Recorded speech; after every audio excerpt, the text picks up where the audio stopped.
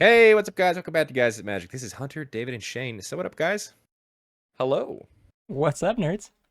Welcome back to another episode of Spoilers, Bloomburrow edition. That's right.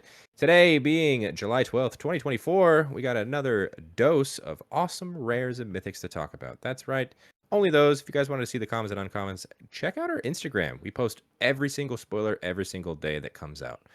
But for this video, we are only talking about rares and mythics. So let's go ahead and get started with this first card we are talking about. It is called Starfall Invocation. 3 and 2 white for a sorcery. Gift a card. Destroy all creatures. If the gift was promised, return a creature card put into your graveyard this way to the battlefield under your control. Kind of expensive.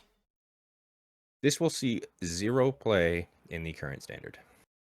You think This so? will this will see 0 play in a rotated standard.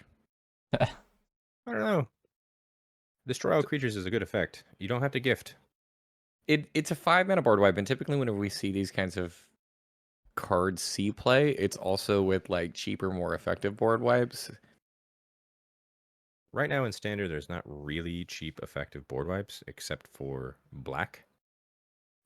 Black's kind of the go-to board wipe right now, which even then it's like 5 mana. The only cheap board wipe in white would be, I forgot the name of it, but it doesn't board wipe everything. Hmm. But the one that is being played right now is Sunfall, which is the equal amount 5 mana, and that is an exile effect. So, like I said, the reason this won't see play is because of that card is not rotating yet. What about that one that came out? The Cowboys. It was an instant. That's 6 mana. Oh yeah, that Oh. one's super expensive. Oh, Yeah. that one was good, but okay. That Yeah, I don't does know see. about this card. I see that every once in a while in standard. It does pop up like a surprise. Here's 6 mana board wipe. Yeah. But I don't I know. don't mind. I don't mind gifting a card here because you're getting like one of your better things back, and they're getting an unknown. It's Yep. true. That's true. And the gift mechanic, how do we feel about it? I know you guys have talked about it in the last couple of days. Commander specifically, I think it's cool because you can gift someone a card and then use the card against another opponent, which I think is a cool little aspect of multiplayer. Like politics or kind of. A little bit. Yeah, I mean, David and I talked about it a couple times, like you said. And I think in certain situations, I can see it. I'm not completely against it. Sometimes I'm just like, no, it's stupid. But there are a couple cards we've seen so far that had pretty good upside. Yeah. I mean, I don't know. I guess it's just like my own personal preference. I'm so against giving my opponents an advantage that even if it is just like I'm gifting it to a different opponent and trying to play the politics game. I don't know. I've been burned by that bridge, I think, too many times where it's like, hey, let's make a deal, and then suddenly it gets to their turn and we forgot we ever made a deal. Yeah, just one thing to think about. Moving on to Wick, the World Mind. It's 3 and a black for a 2/4 legendary creature, Rat Warlock. It says whenever Wick or another rat you control enters, create a 1/1 black snail creature token if you don't control a snail. Otherwise, put a +1/+1 counter on a snail you control. It also says it has an ability where you can pay a blue, black, and red, sacrifice a snail. Wick deals damage equal to the sacrificed creature's power to each opponent, then draw cards equal to the sacrificed creature's power. That seems fun. Why Seems didn't kind it of just say fragile, like? but fun. Why didn't it just say whenever Wick or another rat enters a mass snail? I was gonna say, yeah, this is the amass mechanic. Yeah, I don't know, I don't know. because of extra mechanics they don't want to say in the set, I guess. Well, I guess not necessarily. Are there any are there any snail cards in Magic? Yeah, shapeshifters. There you go. I mean, I guess okay, yeah. So like, if you control one of them, you technically would just put a +1/+1 counter on it.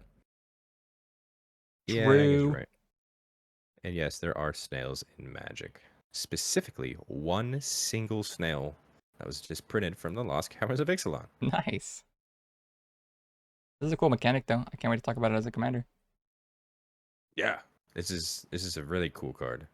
I will say, I though. hope- Sorry, go ahead. No, you go. I had a thought, Okay. off topic thought. I just was gonna say that I don't want to go into too much detail, but this is completely telegraphing what your like game plan is, like what David would say. Like, okay, I'm gonna make a snail, make a big, sacrifice him, deal damage, draw a card. So it's like very much so a one-trick pony. I don't know, Yeah, it's true. but cool card. I do feel like it can make that snail very big very quickly. Yeah. Pretty cool. Wearing For a who? moth. It's sad. He's wearing a moth? Yeah. Oh, look at his eyes. yeah. Yeah, good point. That is sad. Very cool, Wick. Moving on to Mockingbird. It's X and a blue for a 1/1 creature, Bird Bard. It's got flying. It says you may have Mockingbird enter the battlefield as a copy of another creature on the battlefield with mana value less than or equal to the mana spent to cast Mockingbird, except it is a bird in addition to its other types and has flying. I love this. I He's love laughing everything as about you. this. Yeah, that flavor text is awesome. Yeah. This is pretty It's, cool. Cool cool. copy ability. You can definitely get crazy with this, right? You copy something that you control that's very powerful Mhm. on the next turn that you played something because you have Yeah. one extra. I do see a downside with this though. Like a lot of the clone effects that we get have a set mana value, so it's like 4, and then you just copy whatever your best thing is. This gets progressively more expensive based off of what you're trying to target. Like, so if you want to target your high impact card, chances are it's probably going to be relatively expensive, which means this is now going to be expensive too. Yeah. And the really good copy abilities make it non-legendary, so this can't be. It's got this. If it's legendary, you can't do that. You can also just play this as a 1-mana 1/1 with flying. Good. Flexibility is there. Yep. I like it. Let's move on. This next one is called Heartborn Battler. It's 2 and a red for a 2/3 creature lizard warlock. It has haste, and it says whenever a player casts their second spell each turn, Heartborn Battler deals 2 damage to target opponent. Yeah, so mono red is getting a new toy. Many. Which I think, yeah, many. And I think this is going to see a ton of play. Yeah. I'm not sold. Why? I'm not sold just because of where this comes down in terms of like the curve. So if this is your 3-drop, how many times is this going to reliably trigger over the course of the game? Now, I understand that it does get passive value because it triggers off what your opponents are doing as well. But like with the amount of super push red stuff we've gotten over the last like couple of days, there's an immense amount of competition. And I don't know if I want to set myself up for turn 4 when I'm looking at all of these other cards and thinking, I don't think we're going to get to turn 4. I don't know. I think this is going to see a lot of play just because we've seen just how good that passive ability on something like Ledger Shredder, for instance, whenever a player casts their second spell, it connived. And that was a menace. So I think Yeah. this is going to be equally like that. This is just straight damage to somebody's face. You play his turn 3, you hit damage in the face with 2 spells. Let's say you play with fire. That's 6 damage. Plus you're swinging in with this. I love your comparison with Ledger Shredder, though, but I think that Ledger Shredder is miles better than this card. They're 2 different lanes. Card draw, yeah. Well, yeah, one is card draw, which is immensely powerful, and it's cheaper and has flying. Yeah, I think like regardless, on curve though, dude, this is gonna be stupid in this deck. Mm-hmm. Like you have a 1, a 2, and now a 3-drop, just Especially beating that face. other lizard that said every time a lizard attacks, it does damage. Yeah. I don't know. I can see why you're skeptical, but seeing the way standard works out with red, this is gonna suck. Let's go ahead and move on. I think this is your favorite card today, Dave. This is Darkstar Augur. 2 and a black for a 2/3 creature bat warlock. It's got offspring of just 1 black mana. It's got flying, and it says at the beginning of your upkeep, reveal the top card of your library, and you put that card into your hand. You lose life equal to the mana value. I love it. Super cool. This card, offspring it, will kill you. No, it won't. Who cares about your life total?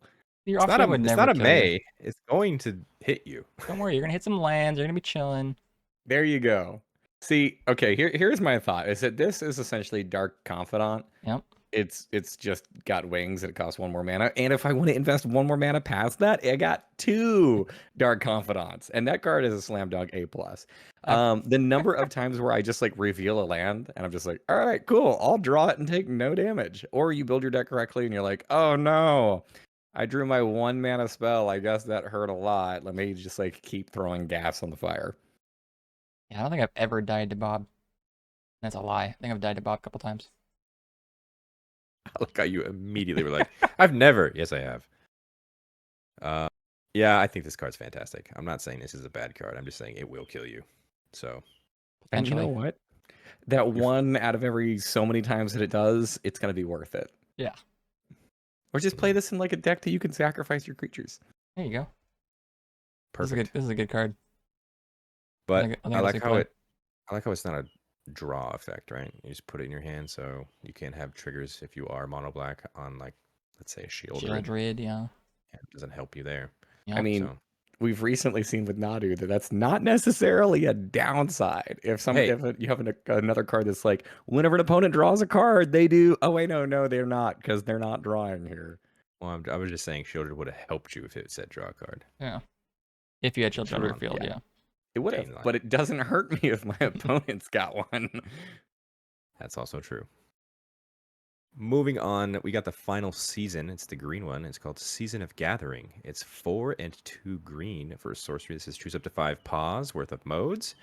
You may choose the same mode more than once. For 1 paw, you can put a +1/+1 counter on creature you control. It gains vigilance and trample until end of turn. 2 paws, choose artifact or enchantment. Destroy all permanents of the chosen type. Or 3 paws, draw cards equal to the greatest power among creatures you control. Here's a question. Here's an answer. Does this replace a Rishkar's expertise? Now, David was so now quick on that. he was. I know you were going to be quick. Now I understand Rishkar's expertise gives you a free card on top of that, but this does other things too. This does have the flexibility. I will say that. I Like- don't think. No, I don't think that it does. It's more expensive. It's the same cost. Are you sure? I thought Rishkar's expertise was 5. It was 6. 4 2 green. Well then. So Rishkar's expertise, it does do the same thing with the 3 paws. Now, granted, you don't get to cast a spell with a mana value 5 or less from your hand for free, but you can either blow up all artifacts and enchantments, which is pretty cool, or put some counters on stuff on top of it. I don't know. Seems good. I don't know. I will say though that this card is obviously very pushed. It's very powerful. I don't know. No, actually, I'm just going to say it. I don't think that this card sees standard play. I don't think that this is good in standard, but I do think that this card is really good in EDH. And it's very good in my Omo deck, where I don't want anybody to have artifacts because I don't have any. And you got big creatures, so draw a lot of cards. There you go. Destroy all artifacts and draw a bunch of cards. Seems really good. Let's move on to Helga, Skittish Seer. It is green, white, blue for a 1/3 legendary creature, Frog Druid. It says whenever you cast a creature spell with mana value 4 or greater, you draw a card. You gain 1 life. And you put a +1/+1 counter on Helga, Skittish Seer. You can also tap it to add X mana of any one color, where X is Helga, Skittish Seer's power. Spend this mana only to cast creature spells with mana value 4 or greater, or creature spells with X in their mana costs. Cool. I like Now, her a lot. This I was gonna say, this is a card that I feel like was designed for Commander specific, right?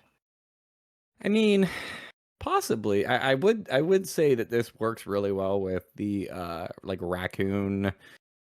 Oh my goodness, what is the name of the mechanic? The spend 4 mana or more. You just said it, expend. Did I say that? Well, you You said said spend, spend. but it's expend, but yeah. Yeah, is that okay? I was pulling a blank, but yeah, I think it works really well there. But obviously, that would push you into like a 4-color deck, which I don't feel like is very doable in standard 99% of the time. I have a Yeah. lot of thoughts on this card. I do think it was designed for Commander specific. Like their Commander is the format that is pushing Magic over the edge right now, and I feel like a lot of the times the designers are making cards specific for Commander when they make standard products. So For better or for worse. better for worse. But I do think this is one of those. Now, devil's advocate, you could go ahead and play this with Atraxa, right? Yeah. Which would essentially trigger this. I mean, it might. Are we Yeah. talking? We're talking Atraxa from New Capenna Atraxa, right? The one that's in standard, yeah. Yeah. The one that's about to rotate, actually. So Oh. I guess not. Well, you're wrong then. Regardless, though, I like the frog. Can't wait to talk I about like him the as a frog as commander. well. Yep. We'll dive more in there. I don't really have any other thoughts for standard for this because I don't think this is standard playable. Same. Let's move on to a new mouse. You guys have been talking about the mice for the last couple of days. It's Whiskervale Forerunner. 3 and a white for a 3/4 creature mouse bard. It's got a wall of text. Get ready. It's got Valiant, which says whenever Whiskervale Forerunner becomes the target of a spell or ability you control for the first time each turn, look at the top 5 cards of your library. You may reveal a creature card with mana value 3 or less from among them. You may put it onto the battlefield if it's your turn. If you don't put it onto the battlefield, put it into your hand. Put the rest on the bottom of your library in a random order. That is 100% a wall of text. It Why is a is wall this of card? text. Why is this card white? This feels like a very green ability. Does it feel green or blue? Feels very green to me. Well, like blue just draws you cards. Green's card draw is typically stapled to creatures or like cares about creatures. Like I can see this exact same wall of text on a green creature, and I don't think that would surprise me at all. You're not wrong. It's more of like, it reminds me of something that would be in Ivy, which is a green and blue commander. See? So we're both right. Yeah. I think this card's good. I think it's good too. Your turn Yeah, you on can the field, if not, in your hand. you can target this with equipment if you wanted. Attaching that, you put a counter on this. That's It true. triggers. It gets you free stuff. That's pretty good, man. Do we think this is going to be good enough for standard? Based on what we've seen so far, probably maybe not a 4 of, but I think it could see play Could be the top end of a of a Boros mouse. Boros. deck. Yeah, exactly. Yeah, I could see it maybe as like a 2 of. I don't think it would probably play this past that, but I mean the card is very good. The upside there is ridiculous. This reminds me of that blue-white soldiers deck a little bit, because the top end of that had a card that like you could connive and then trying to dig through your deck. So if that deck was very aggro and could have kind of expensive card at the high end, this could be in the mouse deck. Yeah, that deck does the same thing as the Boros deck of nowadays, though. You drop one card and pumps the team and Yeah. swing in for damage. You win. So cool. So I don't know if that'll see play. I mean, who knows? That Boros card could go in this deck. Doesn't have to be mice. It's true. Let's move on to Wishing Well. 3 and a blue for an artifact. You can tap it, put a coin counter on Wishing Well. When you do, you may cast target instant or sorcery card with mana value equal to the number of coin counters on Wishing Well from your graveyard without paying its mana cost. If that spell would be put into your graveyard, exile it instead. Activate only as sorcery. We did it, guys. We found a bad rare. I mean, you This get is to such cast a missed stuff. opportunity. Why is it missed? This is bad. Like it's wishing well and it cares about coin counters. Why are we not flipping coins? It's true. No, but having it only be able to cast things equal to and not equal to or less than is so bad because eventually this card will have too many coins on it unless you're not taking coins off, which in standard is almost impossible. This card is going to do nothing eventually. It's also an engine that starts at 4 mana. That's true. So like this turns on when the game is starting to close. Maybe I'm thinking of something wrong. Comment down below. Do you guys think this card will see play? Because all 3 of us don't think so. Well, I never said that. Okay, go ahead. I don't think this is going to see play. Now I said so. I do. It'll see play for sure. Okay. It'll be a Never mind, I blue stand jank deck, corrected. all right? Blue jank deck. It'll have a 20% win rate. Hey, better than 0.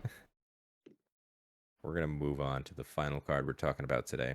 It's called For the Common Good. It's XX and a green for a sorcery that says create X tokens that are copies of target token you control. Then tokens you control gain indestructible until your next turn, and you gain 1 life for each token you control. A lot of stuff That's going on cool. here. Yeah, when we first talked about this kind of out of video, Shane, you mentioned that you can just pay the 1 green. You don't have to create the token copies. Yeah. And then your tokens just have indestructible until your next turn, which is great, and you gain life. Yeah. Pretty cool. I hate this card. Why? I think this is like just terrible design. I understand that you can pay a single green mana to get the second half, but like I don't care about gaining life the vast majority of times. The indestructible here, I also feel like is somewhat irrelevant given that this is a sorcery. You're not using this reactively to save your board. You're using this proactively so that you can like take advantage of a combat step.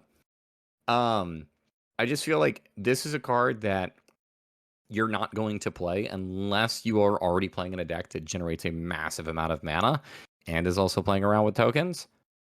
So it's just like, I don't know. I feel like it creates like such a niche lane for this whenever this could have been a really cool card had it just been like a flat mana cost and just create a token or something like that.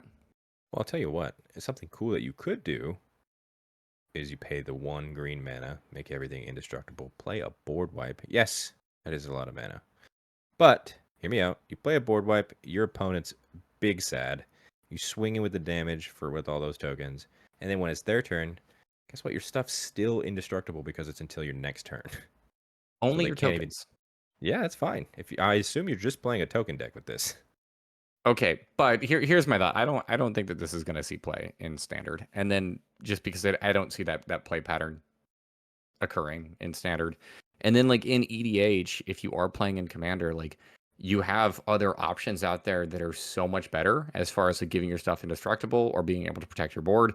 You have Heroic Intervention or the white Heroic Intervention that we talked about yesterday, which you would probably play both of those in this kind of a deck.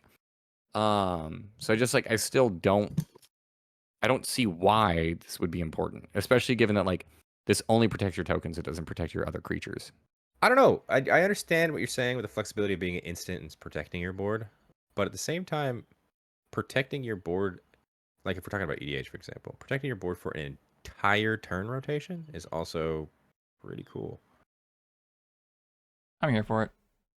I don't think it's too degenerate in my opinion, but I understand.